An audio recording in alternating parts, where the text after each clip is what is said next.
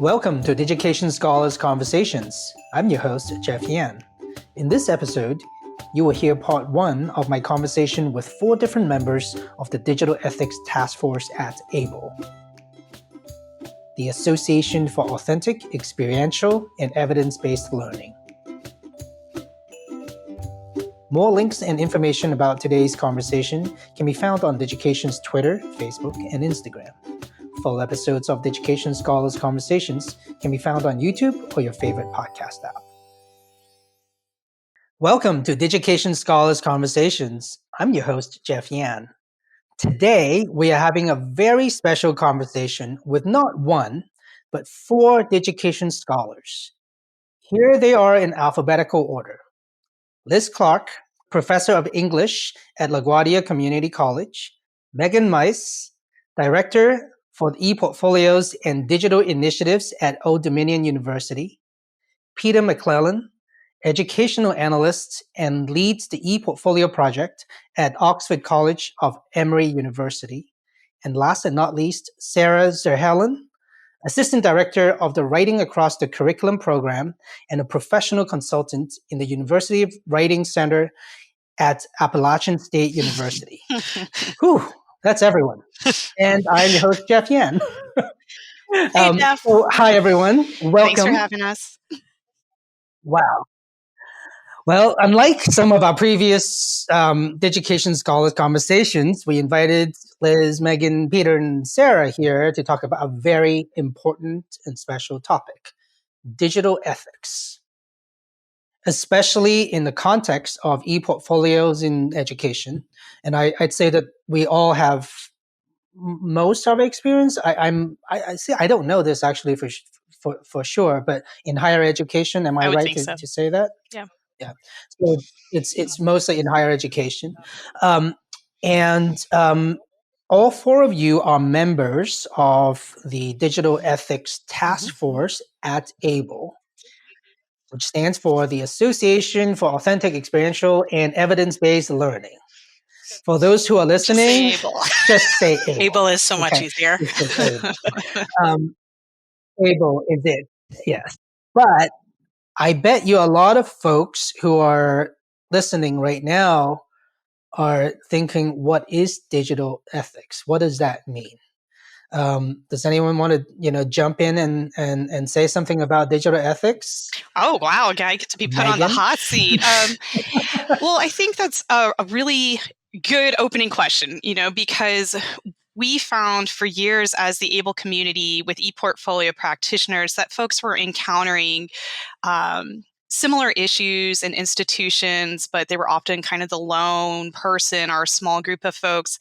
And when we talk about ethical issues, we're often looking at the way some of these practices that we advocate for might potentially harm students, our faculty, staff, administrators, or kind of cross areas that ask individuals to engage in something that might have an element of risk. And so we wanted to kind of crowdsource both pointing out what those issues might be, in particular to ePortfolio practice, and move beyond just talking about, hey, there's some potential problems or ethical concerns, but also how is the community addressing that and kind of putting together potential strategies and collecting that over time, which we think is actually modeling ethical practice versus just telling people to go forth and do things. And I am sure that philosophers will have a better discussion of what we mean by ethics. But I think we just kind of kept coming back to this idea of do no harm, what harm might be out there, how can we identify it, and how can we try to prevent it. And I will invite my colleagues to maybe give a more articulate discussion. But we do want to say we know digital ethics of what we talk about applies beyond ePortfolios. We just think ePortfolio practitioners sometimes experience them in unique ways. Yeah, I think that was great, Megan. I would just add to that I think the need for a conversation around digital ethics really came from the fact that ePortfolios have come of age. And so as they have become more commonplace in colleges and universities, as more and more students, faculty, and staff are working with them, it requires a different set of eyes because we've moved from the experimental, from pilot phases really to institutional phases. And so, and also the digital world around us is constantly morphing and evolving. So we need to be attentive to that and attentive to the ways that the new challenges that arise that we want to think about in respect to the various digital ethics and the digital principles.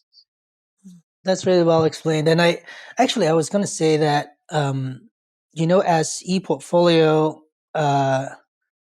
sort of became a bigger and more influential, a more impactful sort of tool in many institutions, of course, it has changed in some places the pedagogical approach to things and curriculum, etc.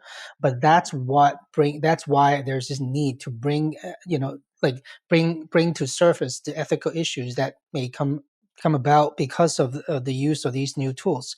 I know that now I've been looking at I've been involved with ABLE for many years, but I have been looking at what the Digital Ethics Task Force and what it's been doing for the last few years.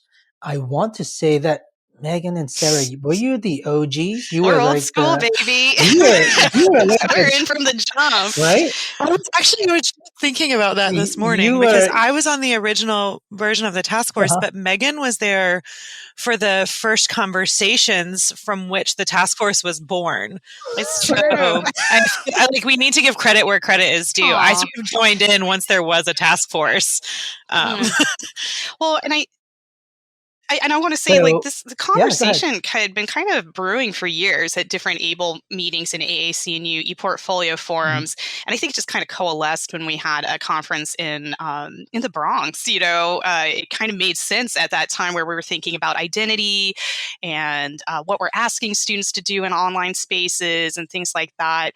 And then I think we just kind of hit on the fact that many scholarly bodies often produce these kinds of best practices or advocacy to help people in the field. And we thought this would be a great way to kind of crowdsource. As Liz said, portfolio practices come of age, and it's moving out of the realm of specialists, or even people who are from fields like composition communication, who often think about media and ethics. And so now that colleagues in other disciplines are engaging with it earnestly, we wanted to give them a roadmap to do so safely. Yeah, I'm just really impressed by it. I went to ABLE, the conference, this last summer, and it's all virtual, unfortunately, so I didn't get to see anyone in person. Like my kids would say, IL. We're all much shorter in real life. In real life. Yeah. And I remember attending. I think I've been a fan for digital ethics. I've attended a lot of your presentations. And I really want to say that this last couple of years have just become more and more impressive. Not that it wasn't impressive in the beginning. It's just that in the beginning, everyone's just trying to find the footings, and you are coming up with all of the different principles. Because when one talks about digital ethics, everyone has an opinion. Just like politics or sports, everyone has there is this, I have this issue, or you have that issue, or I can imagine this issue. But you basically had boiled down to a list of categories of principles. And these principles have, over these last few years, have just gotten, I think, much more sophisticated in the examples that you give, the research that goes into it, and maybe even offering some solutions in whenever possible. So I don't know if does anyone want to maybe just expose to our audience an example so that we can dig into what digital ethics actually, what we're talking about here. Let's get to some real examples. Yeah, I love that. And I want to say too that, folks like Liz and Peter joining us every year is why we got better. We started out with huge eyes. I think we really drafted 23 possible principles, and we realized that is overwhelming and that there was a lot of overlap. So every year we keep refining them and kind of condensing them. And when you have colleagues both like Liz and Peter and Megan Haskins and just the whole crew, and then international colleagues who also tap us on the shoulder and say, hey, this is a really American point of view. You might want to think more expansively. So, and I know I'm talking a lot, so I'll let someone else dominate that. But I wanted to shout out the fact that it evolves because the team evolved, and people are coming in with new perspectives all the time, and we benefit from that. And Sarah, I can't remember how many principles version 3 is going to be because we've tightened it up further. Yeah, I was just thinking about that. I was thinking like what an exercise in collaborative writing this has been for me. Like what a cool exercise in collaborative writing. To Megan's point, I mean, that first year, I remember emailing Amy Shishino was one of the original members, and I think she's going to be joining us again. And I remember emailing her at one point and saying, I'm really not sure if I have anything to contribute to this conversation. Everyone feels like they have so much more expertise than I do. And she said, I mean, she really was the person who was like, no, we want all eyes on this. Anybody who thought that this was a group for them, we would love it if you would stay and participate and read. And so I feel like I first kind of jumped in after people had really started producing a lot of content. And it was kind of like, then I felt like I had a space to go in and start reading what people were thinking about and finding like my niches inside that, like the places where people were identifying issues that I had experienced with ePortfolios and with digital ethics more broadly, just as somebody who uses technology in a classroom space a lot. And so I wanted to highlight that in relation to the beginning of the principles, because I think that to Megan's earlier point about the sort of modeling ethical behavior, the task force has done a great job of that in its creation of the principles. One of the ones that really stood out to me when I was part of that first group and was reading through really what other people had produced and trying to find myself in that space was practice. Because I was at the time working with faculty and students, but my job was to help faculty like implement ePortfolios in their classrooms, right? And so I was thinking about their practice and how they needed time and space to do that work, but also how to help them build that in for students. And so that it wasn't just a kind of tacked on, like, here's a technology to use in your classroom, but here's the pedagogical underpinnings that need to be built into the space so that an ePortfolio even makes sense there. And here are some ways to do that. And so that was like the first principle, that and support, practice and support were the first two principles that I participated a lot in helping to draft because I felt like I had personal experience with those particular issues. Sarah, I love that you described it that way. I just finished my first year on the task force, and I would say that I also felt the same way coming in. I have a lot of local expertise at LaGuardia, but when I came into the conversation, I felt really overwhelmed. And I think that's helpful for people to know when they read the principles for the first time. It seems really overwhelming, but Sarah, I love how you described that of like finding your niche, right? To like get your feet under you. Because once you get your feet under you and you start thinking about it, I mean, just the ethical use of technology, and in this case, portfolios, really just has so many ramifications for our institutions. And particularly right now, as so many institutions are segueing back to an on-campus experience after COVID. Honestly, I think some of our digital practices were more ad hoc than we might have liked them to have been, right? So this is also a great time to sort of re-enter that conversation. So I know for me, I got my feet under me in the beginning under access to technology because it's something that I feel really passionate about. I'm very passionate about the idea that if you're going to ask students to engage in ePortfolios and other digital kinds of work, then you need to make sure that it's possible. Both having a device, having a space to work, and having internet. So really thinking about what that looks like in a very intentional way.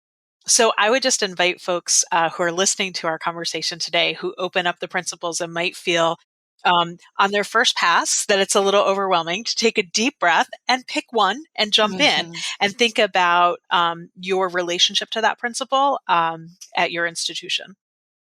One of the things that's been exciting for me on the task force is that it's easy as somebody who kind of guides an ePortfolio program to feel like you're isolated. Especially, I mean, I'm at a pretty small institution, and so there's no way there's going to be somebody else doing this sort of stuff here. And And so having this community of people that I can just like talk about research with in a field that I work is really empowering. And so, for me, the DEIBD principle has been a fun one to engage with because that's what I'm interested in, just in general. And so, when I want to expand on what that acronym is a little bit, Peter? That's it. No, it's DIBED is what it is. So, diversity, equity, inclusion, belonging, and decolonization. Anyway, it's a long one. yeah. But coming on, the task force was able to, expand that work. One by doing workshop. I was doing a workshop with Christina Hepner, and then and Megan Haskins and I were able to develop a conference proposal for ABLE. But having that sort of chance to further my engagement with an area of interest was pretty empowering, because that's what gets me juiced and excited. And then we also get to produce more research for folks who similarly in their own institutions just want to explore their own professional development further. Do you mind if I Sorry, Megan, sorry. go See, ahead. that's the four skull. I want to piggyback a little bit on the diversity, equity, inclusion, belonging, and decolonization. Got it. One, because I know Peter's done some really excellent work that aligns with that. But it was so interesting when we began drafting these principles, what it was the community was asking us for. A lot of people focused on things like copyright, plagiarism, things that are kind of traditionally instructional design, pedagogical concerns. But we noticed that what the community was anxious about has changed pretty dramatically in the last few years, and the principles people are really cued in on. So it made sense that our diversity principle became really important, particularly to Americans, say in the wake of George Floyd and other major cultural moments, where we started thinking about what does it mean when we uncritically celebrate the way ePortfolios do identity performance and construction? And is that equal for all students? I often joke, but not joke, that I can have purple hair on my portfolio, and that's privilege, and it is privilege. Whereas a student maybe who is presenting an identity that is different than how someone grading them thinks they should present, may be at risk for receiving poor grades for something that's entirely subjective. It could expose them to bias. And suddenly that principle became really important, and we really had a lot of conversation with communities, and we are always striving for more people to help us make that better, because we want to make sure that all the voices are helping inform that particular principle, but all of the principles. So I just wanted to say a little bit more about that one. I like that one. Yeah, and I just wanted to piggyback on it and say, if you haven't read it, Peter has a spectacular essay in International Journal of ePortfolio. And before joining the task force, I had not met Peter, but I had read the article.